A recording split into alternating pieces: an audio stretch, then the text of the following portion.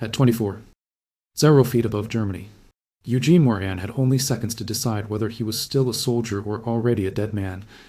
The bomber around him was disappearing. The men he had flown into battle with were gone. His parachute was destroyed. His arms were bleeding, and the tail section of the B-17 Flying Fortress was falling toward the earth inside a cloud of fire, metal, and broken glass. For most people, this would have been the moment to surrender. But Eugene Moore did something that made no sense. He reached for his machine guns.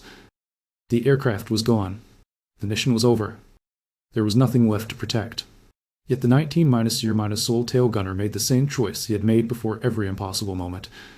He kept fighting, and that decision would become the reason he survived what should have killed him for separate times. Before he became the man who fell from the sky, Eugene Moran was just a farm boy from Wisconsin. He grew up near Soldiers Grove, watching aircraft pass overhead and imagining the world beyond his family's land. He was young, inexperienced, and looking for a way to prove himself.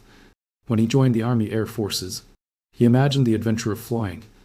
Instead, he was placed at the very back of the aircraft, the tail gunner position, the lonely-lit seat on a B-17. 40 feet separated him from the rest of his crew. Behind him was nothing but open sky. Ahead of him were another men who depended on him. His job was simple: protect the bomber from the one direction where enemy fighters could attack with the greatest advantage. The Germans knew the weakness. A B-17 could carry powerful defensive weapons, but directly behind the aircraft was the responsibility of one man, the tail gunner. On November 29, 1943, Eugene Moran climbed into that position for his first combat mission. The bomber was named Rikki Tikki Toby. The target was Bremen, Germany. Moran knew the risks. He knew bombers were being lost. He knew young men disappeared on missions like this. But knowing danger and experiencing it were two different things. As the formation crossed into enemy airspace, the world he had trained for became real. Flak exploded around the aircraft. The sky filled with smoke and falling metal. Bombers nearby vanished into clouds of fire. There was no turning away. There was no safe direction. The formation continued forward. Rikki Tikki Toby released its bombs over the target. The mission was complete, but the most dangerous part was still ahead. The bomber had to return home, and then one engine was hit. The aircraft began losing speed. Slowly, it drifted away from the protection of the formation. Moran understood what that meant.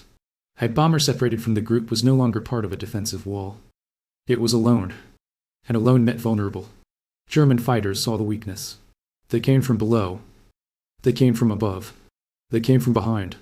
The aircraft that had carried 10 men into battle was now surrounded. Moran had a choice. The bomber was damaged. The situation was hopeless. But abandoning his position meant leaving the aircraft undefended. So he stayed. He gripped the controls of his twin, 50 caliber machine guns, and waited for the fighters to enter range. The first German fighter appeared. Moran fired. Tracer rounds cut through the freezing air. The fighter turned away. Then another came. Then another.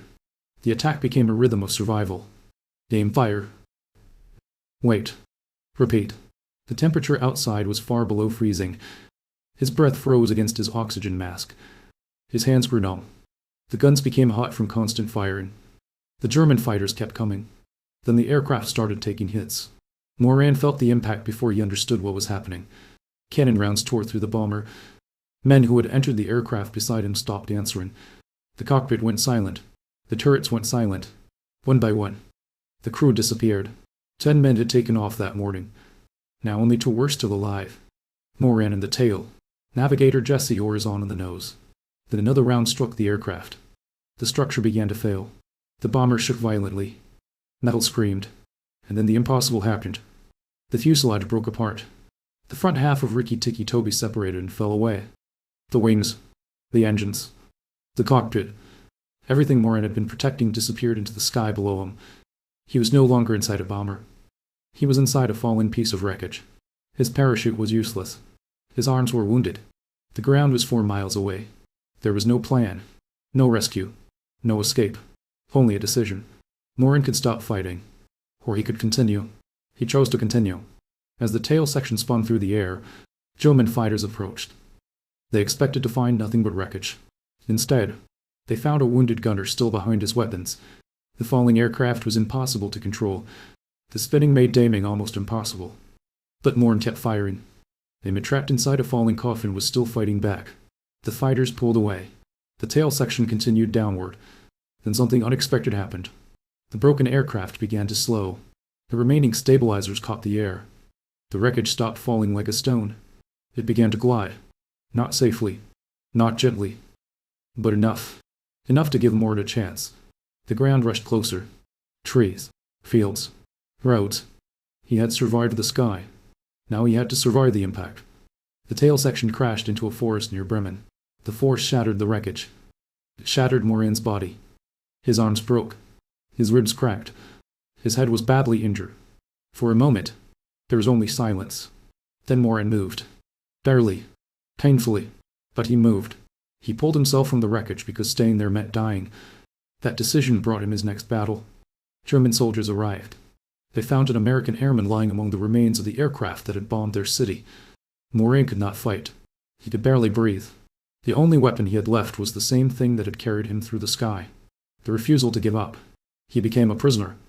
But captivity did not end the struggle. It changed the battlefield. His injuries were severe. His arms were broken. His skull was damaged. Infection was spreading. Doctors believed he might not survive.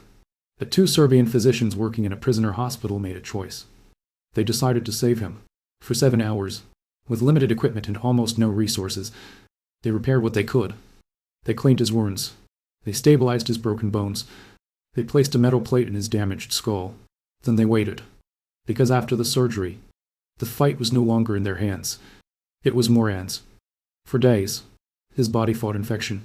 His fever rose. His mind slipped between reality and memories of the crash. But he survived. Again, the man who should have died in the sky now faced a different kind of war. A prisoner camp, behind wire fences, with hunger and uncertainty surrounding him. Morin had no aircraft to defend, no enemy fighters to shoot at, no mission to complete. Only himself. The enemy believed time would break him. Isolation would break him. Exhaustion would break him. But Morin had already learned something important. Survival was not one great moment. It was a series of decisions. One more day. One more step. One more reason not to surrender. Then Germany began collapsing. The collapse created a final danger. As the Allied armies advanced, German forces evacuated prisoners. Morin joined thousands of other captured airmen forced onto the road. They marched through winter. They had little food, little protection, little strength. Many prisoners fell behind. Those who could not continue were left behind. Some never stood again. Morin's body carried every injury from the crash. His arms still hurt. His skull still ached. His body was weaker than it had ever been. But the road presented the same question he had faced above Germany. Stop. Or continue. So he continued, day after day, mile after mile, until finally, after everything the war had taken from him, freedom arrived. When American soldiers reached the prisoners, Morin weighed only a fraction of what he had weighed when he enlisted. The young farm boy who had entered the war dreaming of flight returned carrying scars no one could see. Years passed. Morin built a life. He married. He raised a family. He returned to the same Wisconsin landscape where he had once watched airplanes in the sky. But he rarely spoke about what happened. The memories remained. The lost crew. The falling aircraft. The prison camps. The frozen roads. For decades, the story stayed mostly inside him, until eventually people began asking about the young man who fell for miles and lived. And when the story finally emerged, the impossible details captured attention. But the fall was never the reason you joined Morin Matter. The fall was only the moment when the world expected him to stop. The same choice appeared again and again. In the tail section. In the wreckage. In the hospital. On the march. Every time, the answer was the same. Continue. Because history did not remember Eugene Morin because an aircraft broke apart in the sky. History remembered him because when that aircraft disappeared, he made the decision that changed everything that followed.